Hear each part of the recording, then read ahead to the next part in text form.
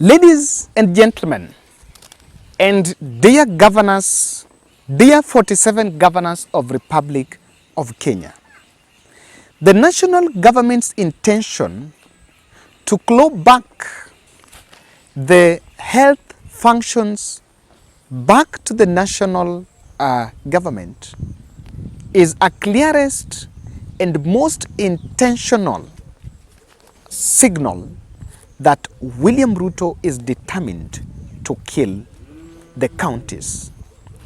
If you think the cash delay to the county is because of the economic challenges that is being paraded in prayer rallies, then you're just politically leaning and not being objective.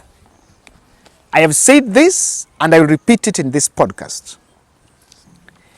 The Council of Governors should step up and, number one, ensure that the leadership of the Council of Governors is not politically leaning with the national government. And I think in my last podcast I said that it is high time that the chairperson of Council of Governors intentionally they should pick a chairperson from the opposition side. They should not pick the chairperson who is sitting down and is in conformity with the national government. Because William Ruto is not a staunch defender and he does not believe in devolution. In 2010, he campaigned against it and he was not for it. It is not usual, and I wonder how a governor like Murang'a Governor Irungu Kang'ata, where he gets the energy to go and sit next to President Ruto, and President Ruto is talking about building a land, building a road construction there, or even Badilisha. Let me take a good example. Badilisha from Laikipia is getting nguvu of sitting next to President Ruto, and Ruto tells him that I am going to build that hospital so that you bring equipment, or you build the hospital, then I bring the equipment. If the governors are not careful, the press briefings that they've been calling, threatening that they're going to shout the countries, if they think that's a strategy to bring Ruto to the table, then I'm telling you, dear governors, you are wrong on this. And this is a battle you will not win by keeping quiet. I'm a strong defender of devolution. I want to listen to how the governors who have really been speaking about this issue. Budget implementation and absorption of funds for 2022-2023. The Council of Governors has engaged the Office of Controller of Budget on the delayed approval of county requisitions. To this effect, has agreed that the Office of Controller of Budget fast-track the approval process for county requisitions within 24 hours. 3. Delayed disbursement of county equitable share. The financial year 2022-2023 is coming to a close in 1.5 months. Yet the National Treasury has not disbursed 94.35 billion to counties to facilitate implementation of county budgets.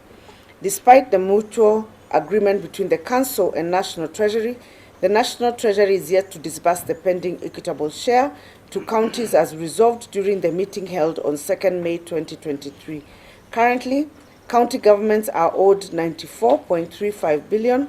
We urge the National Treasury to expedite the release of all pending monies owed to the counties as agreed in the framework. Declare that there is a crisis in the implementation of devolved health services due to deliberate steps by the Ministry of Health to claw back on the health function, thus derailing the gains made since 2013. So far, we note with concern that all engagements and agreements made between the Ministry of Health and the Council of Governors have been bluntly disregarded. Now, kindly subscribe to our channel, click the notification bell and like our video. I know many will challenge me that given in the past at one point, I once said that the health should be taken back to the national government. But if you refer to that podcast, I said that there is the resource management, human resource management should be taken back to the national government. Simple. The problem that has happened with the health is this. Do you know that counties depend on KEMSA for drugs? The umbrella body for procurement of drugs, medical drugs, for all the 47 counties is KEMSA. And that is a problem, number one. And it's not, and you know, it's not a problem because the counties have failed. Look at what's happening in KEMSA. The termites are coming out of the woodwork to feast on drugs. The mosquito net scandal. So, the health, I believe, it going to the community, there's that which can remain. But UDA is saying everything. Look at education. What has only remained in the county is early childhood education.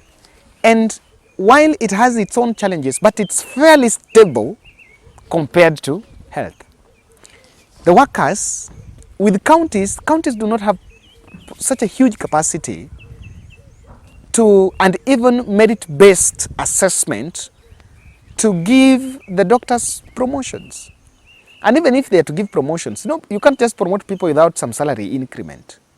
The job grading is not such much effective. Number two, under the county government, they do not have opportunities of capacity building beyond our borders. And that is why I believe that in terms of merit-based assessment of the human resource, and that is the remuneration of the doctors, it should remain in the national government. They should be paid by the exchequer, not in the counties. Because even if you do your own personal assessment to realize that what counties are struggling to do is paying the doctors. But national government is paying all the other civil servants. 700 over others, 600 civil servants are being paid well, even though there are delays, but that was a one-off delay. So this is it. The state knows very well that health is close, is a fundamental human need. I don't know, is a human want or is a human need? Is one of the most, it's secondary but most important human need. The moment it is scrapped from the county fully, I don't know what the county is going to remain with.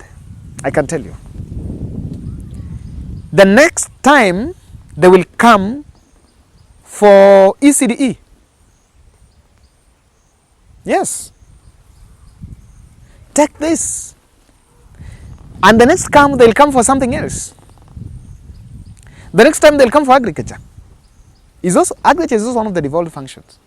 And the county has a stake. Here in my county 41, my governor is getting some trucks.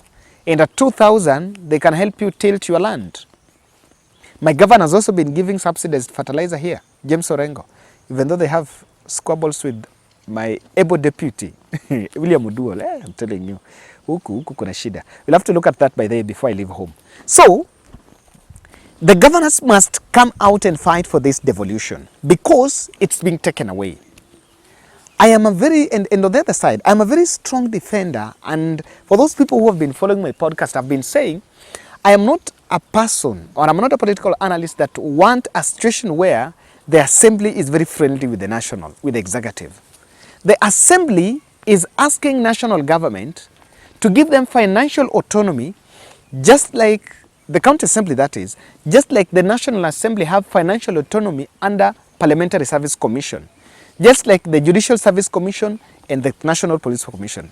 This is because, as we talk, one of the critical interventions that government would have put to bolster devolution is to give financial autonomy to the county assembly so that we don't have a county assembly that is politically leaning from the executive, a county assembly that can only get ward fund from governor. How can they checkmate the governor? A good example is I just saw recently today that county assembly has impeached our deputy governor, William Oduol, and I'm trying to follow it, I don't know how, politically. So, look at what the governors, the MCS are also demanding. I think the message is very clear that this is not about us. It is not about the members of county assemblies. It's about devolution. And if you don't properly facilitate devolution, then what you'll find is that devolution fails. If you decide to give members of county assemblies no facilitation to run their wards, then devolution will fail. Take a situation like me, I come from Kileleshwa, I represent the people of Kileleshwa. If today you pay me rent of 18,000 per month, which building are you going to rent in Kileleshwa for 18,000, where there is no single government land for hosting government offices? You see, so we are trying to rethink on how to properly facilitate education. Salary and remuneration of members is just one aspect of the whole thing. On the issue or the question about, take a situation where I am going to oversight a clerk who is earning 450,000 and your basic salary is 86. How are you going to oversight a director, a deputy director who is earning more than you? You see, you are sabotaging devolution. If you give the MCA a car loan and a mortgage of 5 million, while his pay slip of 86,000 cannot afford the same car mortgage, car loan and mortgage, what are you doing? You know, if you don't want to give it, don't give it. It is not about us. We can operate without some of these things, but it is not helping devolution. So we ask the government to consider putting these proposals in place in the budget so that we entrench devolution, we support it, and we ensure that it succeeds as it should be. Asanteni sana.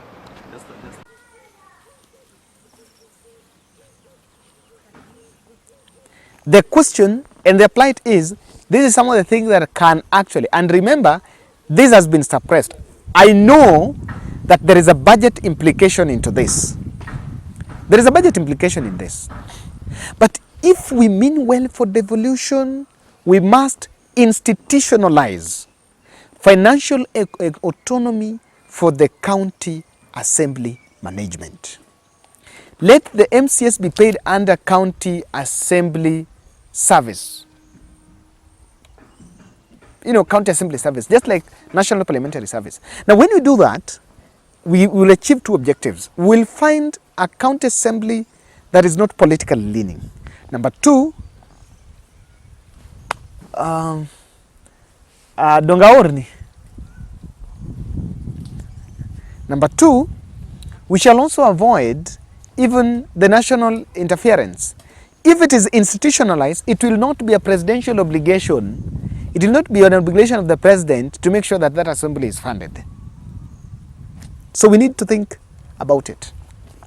Now, the most interesting bit of it, and something that has been bothering me for a while, is this. Waiguru is the chairperson of Council of Governors. Mount Kenya governors are the ones that are getting seats next to President Ruto every weekend. And the same, every time they just sing Tukufu Rais, Mtukufu Rais. Then after that, on Monday, they're the ones rushing to Nairobi, driving to Nairobi on Devolution House and invite journalists for press briefings complaining. Then I wonder, they have seats with the president. They sit next to the president. They have direct access. Their political right. What do president tell them in private? Or what has failed? What do president tell this? And I think the current leaning governors must come out and tell us the truth, because there was I listened to the MCS this saying that there are some counties from Rift Valley and Central that are buying into UDA concept on the matters of the county assembly, financial autonomy, because Ruto has refused technically to listen to that story. They are shouting about 1 man, 1 shilling, 1 vote, hypocritically, while when Uhuru Kenyatta called for it to be institutionalized, they refused. Now they're crying out for it while they sit next to the president and they speak less about it. Look at that level of political conmanship. And they're conning the voters in that region. And I do feel that Ruto might have boxed some governors and told them, hii devolution mimi siitaki na nataka malizane nayo. The reason why he doesn't want it is that he doesn't want to centralize. If these resources go back to the national government, for me I stick with the devolution because that is one intervention that we had that kidogo it cured one man, 1 shilling, 1 vote. That regional balkanization has actually toned down. With devolution, our villages are also shining. You know, I've just been at home. Yeah, the village is shining because of the power of devolution. This is what I want to say. 3 things governor must do. Number 1, governors must face Ruto head-on and initiate a litigation against the UD administration. Council of Governors must sue the UD administration because when you talk about health, these are functions that were transferred to the counties in the new constitution. It was not just someone waking up in the morning and saying health is going to the counties. Hey, Kenyans woke up and went to vote. And on 28th day of August 2010, it was promulgated in the full glare of the cameras. The revenue allocation to the county was never a presidential obligation. It was never an obligation of the executive or an obligation of the treasury. It was a constitutional mandate for the national government to set aside a percentage of the national cake to go to the counties. It is about time they stop babysitting the national government and face head-on. Even if it means going to court, it is worth it. Number 2, join Raila's accountability push. You know, so even if you shut counties, so what are you going to do? Are you also going to kill your political careers? No. You must also put the government accountable. Because when you join that push, irrespective of your political alienation, I know that one is a tall order because some people won't get re-elected because your voters will be told they oppose to your president. But they must also look that. Counties should be allowed to collect and to upscale their tax collection. I'm speaking about Mombasa. Recently, Abdulswamad Nasir tried to impose some 2% tax on goods docking in Mombasa. I think that was the idea.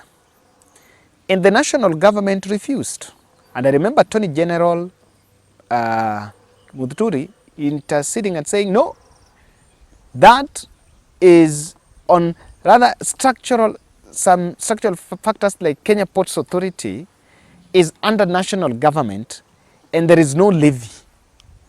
So imagine if I would be Governor Abdul Nasir, I would have organized a protest. And my protest is, we want 2% from whatever is docking at the coast. This is not something that is new.